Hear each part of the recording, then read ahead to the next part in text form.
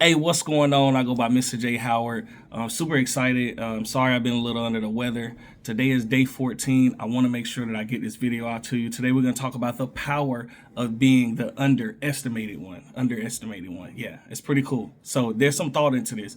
Go ahead and like, subscribe, leave some comments.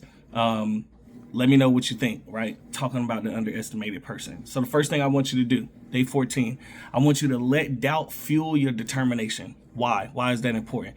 Listen, I'm telling you right now, doubt's going to creep in. It's going to come in. You're not going to know why or where or whatever, but that doubt can have the power to turn your whole way of thinking around. So be very, very careful with that. All right.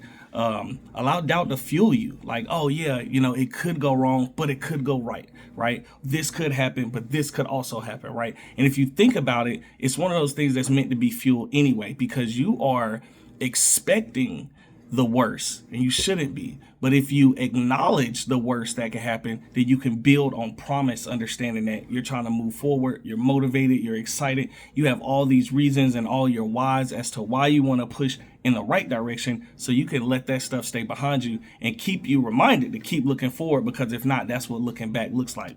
So be careful, right? People don't see your vision until you prove it. Here's the thing. You have nothing to prove to anyone anyway, but you absolutely should make sure that that's fuel that you're pouring into your tank. If you want to make your point, if you want to show everybody that you were worth that sacrifice that they took on you, or you were worth that promotion that you just got, or you're worth that business loan or that investor partnership, whatever the case may be, prove it. Prove it. Tie your own shoes up. You know what I'm saying? Like, get in your car and drive for dollars if that's what you're doing. I used to wholesale real estate, still play with it a little bit, but driving for dollars, getting out there when nobody else will get out there and hustle. And I'm telling you, you prove your worth. You make it happen, even in your relationship. Prove your worth. Prove your worth, some nice flowers, right? Prove your worth, the things that, like, what do you bring to the table? What's your value look like? Are you full of excuses? Is it another bad day for you, so you're not going to the gym? What's next? The sun is out. The sun come out every day. The moon do too, mostly. I know some clouds be in between it, whatever the case may be. But I'm telling you, you better put your best foot forward, because people are watching. And if you got children, they watching too. Sometimes people are looking for a hero to mimic. That's deep. And you could be that hero. Right? You could be that person. You could put yourself in the right position, and that'll uplift somebody else with you. You could take somebody with you, and then sometimes you got to go alone. Are you afraid? Are you afraid to leave the network? That's a square. No, this is a circle. This is a square. Are you afraid to leave that network and branch out on your own? Who has your back? I know who got my back, right? And when I put my hands on something, I try to make it count. I try to make it worth it, because that's also a reminder for me to look back and go, oh yeah, that worked when I did that. But what if it fails? Does that turn me away and now I never do it again? Nah, that reminds me that didn't work. AOJ, don't do that one again. I'm telling you, look, man, I'm not perfect, right? Next, let's dive in.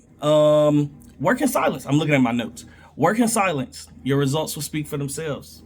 I'm telling you, sometimes you can't tell nobody what's the next thing. Hey, Mr. J, what you got going on? I see you did this. What's next? Yeah, I'm working on a couple things. Right? I'm not afraid. But if that's an onlooker, right? That's not my accountability partner. That's not somebody that's going to... Sometimes I just don't want to invite what they want to bring in. What if they want to bring in negativity? Criticism, I'm okay with, right? I'm okay with you telling me, like, hey, that sounds like a really stupid idea. All right. And it may be, right? It may be. Sometimes you got to say stuff out loud and then be like, so I don't want to show y'all because my desk is kind of junky right now. But, I have a whiteboard, 2 of them, actually, a really large one and then a medium one and then a small one. So 3, I'm sorry. And I'm one of those people, man. I told y'all I'm the sticky note king, right? All day at work, somebody would come to me, sticky notes. I sticky note, jot down the notes. But then I have to remember once a week I need to reorganize those sticky notes. I put them all on one sheet of paper, and then I exit out, right? So if you know my story, I did some training with UX UI, and I do plan to continue to pursue it. But we learn on Figma, right? You move sticky notes around, you jot down your ideas and your concepts, and you brainstorm. I love it, right? But in life, we do it all the time. We tell people we owe them this. I got you. Hey, I promise. Hey, I'm gonna do this. We promise to others. We promise to ourselves. We promise to our kids. And we don't always go back and live up to those promises. So check it out. We're gonna change that.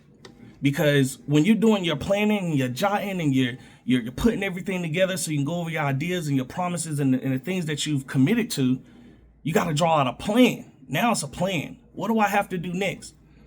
And sometimes you got to do that process on your own. Sometimes you got to work that plan in silence. And then you may have to present to someone, right, your accountability partner, your significant other, whatever the case may be, and tell them, hey, this is my plan, right? Is that still working in silence? Absolutely. You're not telling the world. You're not getting on YouTube, social media, whatever, telling everybody your plans so they can throw in all their interjections. You're throwing the plans into your accountability partner hands. What's this sound like? Maybe do it once, twice, 3 times. You know, in my relationship, I like to have accountability meetings once a month, whatever. You know, we go on date nights and we talk business. We got to set some time aside for that. It's important. Sometimes you got to work in silence. And then you get back to work and your results speak for you. Then you go back and people like, what you been working on? It's on the website. That's not being super, poking my chest out. I'm this, I'm that. Nah. Working in silence to let your results speak is powerful. Last point, because you underestimated, right? It's okay. Success is the best response to underestimation. Listen, LeBron James' son. I use him in so many different examples when I've been talking lately. I think there's a lot more doubt than anything. Now listen, he's went out there and he showed his stats. He showed the stat sheet that he can accommodate. He can absolutely contribute. I do think he's an NBA player, right? I think that what we're seeing is a difference in how LeBron came out and how the media was then versus now. And I think that's one of the key differences. I don't think that stunt his growth. I think he's an excellent player and he's going to do wonderful things. He's on the team with LeBron though, right? And they have a pretty decent roster. So he's going to have to work a little harder and do things different. But I hope that young man is letting everybody's hate and doubt, and I hope he's letting that underestimation, I hope he's not letting that bother him. Because first of all, a lot of the critics are doing it from the other side of the TV. Meanwhile, this man is on the court. I'm just saying, let that sink in. Now apply that to your life. The people that's underestimating you, are they even on your level? Are they even worth entertaining? Listen, I have fun with these videos because I get to say stuff that, not only contribute to my everyday life and my thinking pattern, but also hopefully help one of you. Check it out. Why are you letting people who mean so little have so much say in your life? And why don't you take that negativity? If they Queen Nancy negativity, Sam the madman with the bad plan, hey man, sometimes you got to take that stuff in and turn it on them. It ain't all about going head to head with them, battling it out with them via argument and, my words stronger than your words. Man, sometimes you just got to strap them boots up and get to work. People underestimating you don't always mean that you got to fall to their underestimation levels. You got to rise above them, and in order to do it, you got to take that stuff and reproduce it as fuel. Y'all remember, ethanol or something?